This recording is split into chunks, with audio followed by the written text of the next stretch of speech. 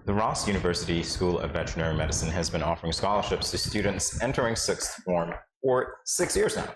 Desirée Mc Koy, Director of Operations at the university, now joins us to discuss this program. Good morning, Desirée. Welcome to GMSKN. Good morning. Welcome. Good morning. Happy to be here. Well, it's awesome to have you. Let's talk about scholarship. It's a very important endeavor indeed, undertaken by the university. When was it launched? It was launched a little over 5 years ago, so this will be our 6th year. Wow. I imagine you've seen some growth since then. Definitely some growth. I would say if you want to measure growth, we've gone from about 30 applications in the first year to 185 last year. 185, you said? 185 applications. So what is it about the inception that had less applicants than the program ongoing? I guess the reality is anything that's new, it will have little interest, but as the years went by and persons saw the benefit, we did everything that we could to, emphasize the importance of the scholarship. Interest grew. That's it. So what is the main objective of the program? That's a very good question. The main objective of the program is to really reach out to those persons who are academically inclined, but they have financial constraints. And at the end of the day, it's really to promote education across our youths and give back to the Federation in that way. All right, so you're saying youth-based. The question that I have is there an age cap? There is not an age cap, but if you look at persons that attend the CFBC College and the Nevis Sixth Form, there are youth. Yeah. I asked that because I realized that there were some awards given, I think, to people enrolled in the teacher education division as well. So I was asking about the age cap because I know some of us teachers are older. No age cap whatsoever. If you qualify to attend the local colleges, then you qualify. All right, good to know. So this year, how many students do you have that has been accepted, and how many applied that didn't make it? Well, we are in the middle of launching the program, so we have 1 student in the program from all that has gone through thus far, and that has been 64 students. We now have 10 scholarships that are available for this year. So the application drive ends on March the 6th. So I'm here to promote the program and invite persons in. We have 10 slots available. Wow. So what's required when applying? That's the one question I dreaded. So to apply for the scholarship, you either have to be a current student at the 2 colleges I mentioned, the CFBC College or the Nevis Sixth Form, or you can be actively applying. So it's available for 2 years, a first year or your second year. There's an essay, a personal statement that you would have to submit. There's an essay specific to the scholarship that you're applying for. If you are a non-national, then you need to at least be resident in the country for a minimum of 12 months. You would need to submit your passport information. You would need to submit a police record, your CSEC results, a number of other fine things. Fairly simple. Pretty simple. Yeah, definitely. I think the part that most people might dread is the essay, if they're not necessarily good writers, but then they have some time still. So, yeah. That's not such a tumultuous task, honestly, because the way the scholarship program is structured is you tell us about you. So the essay is specific to the type of scholarship, some specifics. What are you interested in? What are your areas of focus? Why you? But the personal statement gives you that opportunity to sell yourself.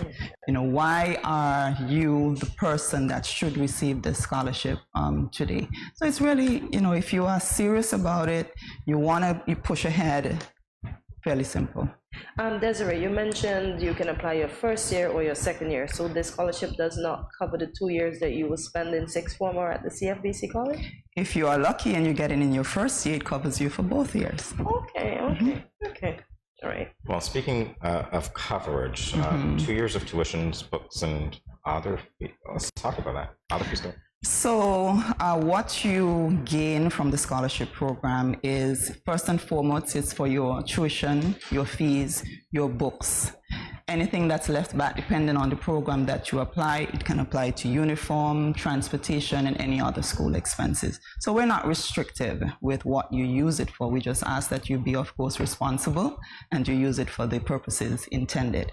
In addition to that, the program comes with a 6 weeks internship at Ross University. I see, it's paid.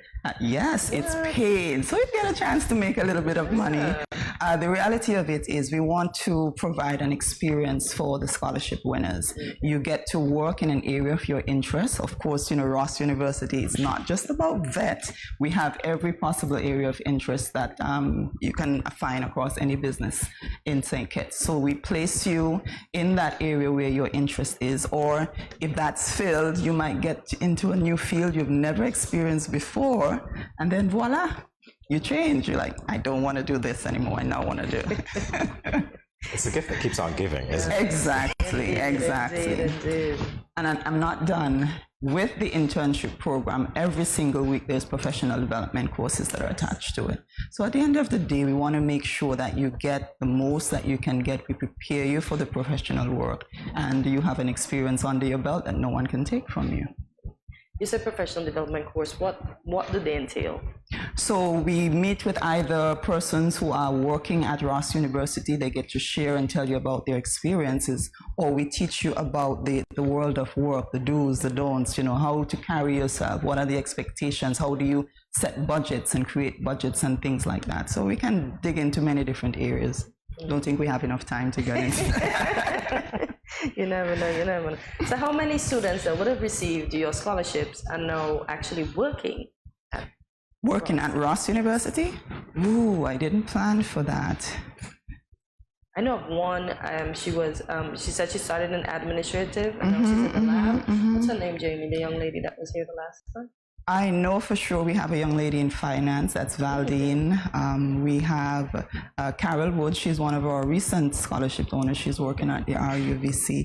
There are actually a number of persons that are there that have come through. Well, that's why I said it's the gift that keeps on giving. It is the gift that keeps on giving. Scholarship, you get to train them, and if they're interested in that field, then they continue to give back to Ross. So Exactly. Like a really good program. Exactly. It's an opportunity for full-time work as well.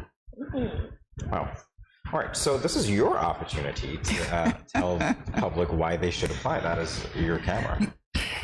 Why you should apply for the RUSVN scholarship. It is an opportunity where there may not be an opportunity. I would say dig in, take the chance. You'll never know if you will be the one that's successful. At the end of the day, when somebody extends a hand, the difference is if you take that hand, then you can do better in life. So come on out, sit down, get the application information. March 6th is the deadline. You still have some time to get your foot in the door. I like that. So let's talk about the awards and some of the names and why were they named after these persons. So we have a few buckets of awards. First and foremost, we have some dedicated employees over the years, and I'm talking years, like 30 years working at Ross University. We have Ermin Cotton, we have Yvonne Cotton, we have Lynette Isaac, we have Walter James, we have Merver Simmons, and Glenville Henry, he's a deceased past employee, he's now deceased. We have one of the scholarships that was named in his honor because he was a jack of all trades. He was always there, so we have that in his honor as well. So who gets which scholarship? Who gets which scholarship? It depends on your area of interest. So for the Glenville Scholarship Award, we have that dedicated to someone in the technical vocational field of interest. For the Dean's Award, I think it's the Dean's Award. No, it's the Leadership Award. That's specifically for a male candidate. We have the Ross Edge Award. EDGE stands for Empowerment, Diversity, Growth, and Excellence. And that is specifically for a female, because we have this group through Adtalem, our corporate company, and Ross University, where we're digging in and empowering women to be the best that they can be. So that's specifically for a female student. All right, let's talk about the Cottons, because I know them personally. You'll never know they've worked there for so many years. They're young at heart, and you see them and it's like, okay. Definitely true. So what's the difference with your awards versus the others that you've mentioned? There's really no difference because the criteria to apply and everything is the same. It's just an opportunity that we took to honor our employees. So pretty soon we might see the Desirée Mc Koy award. Hey, I'm well on my way. I'm well on my way. Oh my gosh. You know what? And this is why I always say I need to go back to school, because when I was going to school, we didn't have these things. Oh my gosh. I mean, it's so much easier, right, to get an education if you really want to. There's so many opportunities out there. You just have to be looking, and then you just have to do the groundwork and get on board. So the person start to apply way before the scholarship becomes open or available? No, we launched the scholarship for this year just early February. So there's a criteria in terms of an open and closed period, or we won't be able to get through those applications at all. Well, you're at 185 from the last time. From last time, exactly. So the last count that we had on this open window, it was in excess of 40. I'm sure it's well above that. I have not checked in a week. So we still have until March 6th. So we'll see how we get to. You said 10 scholarships you have available, right? So we commit to at minimum 10, depending on how things go, it may be more. So how hard or how easy is it for you to draft or pick the 10 from the amount of applications that you get? Well, let me just say, I'm happy that I'm not the team that has that job to do. I get told at the end of it, these are the selected ones. So there's a team of persons that are working to go through each of the applications. Each person is given the same amount of, so it's divided up between those persons. They have the responsibility to go through. There are certain criteria that has to be met. They look through. Each application is gone over 3 times by 3 different persons, and there's a scorecard that goes through. Then the scores are tallied and notes are compared, and a selection is made. Wow. So it's a rigorous process, and we want to be able to get to it by end of March and be able to award those persons. So March 6th, it's a hard deadline. So how soon will they be awarded the scholarships? When I speak about end of March, early April, we usually culminate with a ceremony where we bring those students in, and it's a whole fan and fair, and we have the Minister of Education and all of the relevant persons that are there, and the dean and everybody, and the only thing we don't have is one of those majorette things, and they get to bring their family with them, take pictures. It's an awesome thing. And by that time, it's the start of it. So it's a great way for Ross University to contribute to the community in which it is placed, because you're talking 64 scholarships over the lifetime. That's over 6 years. I mean, that is definitely commendable. As I look at the breakdown of this, Des, when we're talking 10 scholarships that were awarded last year, 2 students from the NEVIS sixth form, so NEVIS does have, of course, one. And we look at the breakdown as well for CFBC. We see runs the gamut, really, office administration, whether you're studying that, management, entrepreneurship, law, accounting, teacher ed, as I mentioned, yes, right there, no matter how young you are at heart, and automotive engineering technology. So you've really made contributions to a lot of people. What has the feedback been? Have you been able to follow up with people who've gone through the program just to ask how their experience was? They become our kids. Really? Yeah, I mean, they don't pass you anywhere. You tend to follow up with them, and you see how they're doing. They're all doing pretty well. I would say at the end of the day, sometimes they're just dropping, hey, I'm just passing through. So we build lifetime friendships, and it's really important to us because we can see over the years as we follow them through how we've contributed to a life, and we've made a significant impact. So that's gets you at heart. Is there an average GPA you have to maintain to keep your scholarship?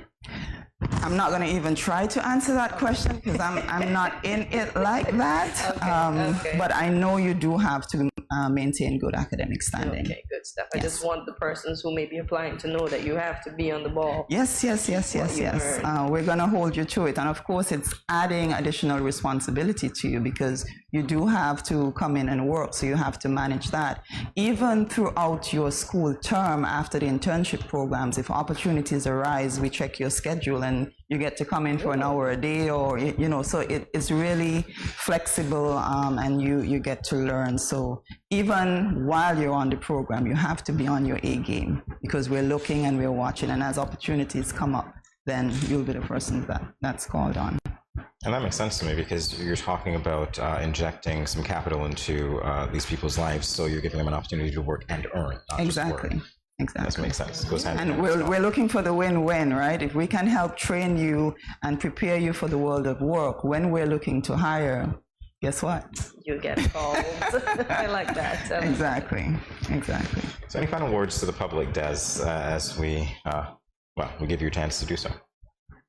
My final words, I wanted to at least say for those persons who are already at the CFBC, and I'll say that already at the CFBC or the NEVIS sixth form, don't feel like you're out of it. Take the opportunity to apply, and that way you should be able to at least save that money that you would have been investing somewhere else, and you can go through. At the end of the day, your education is important to us, and my praise, it's just as important to you.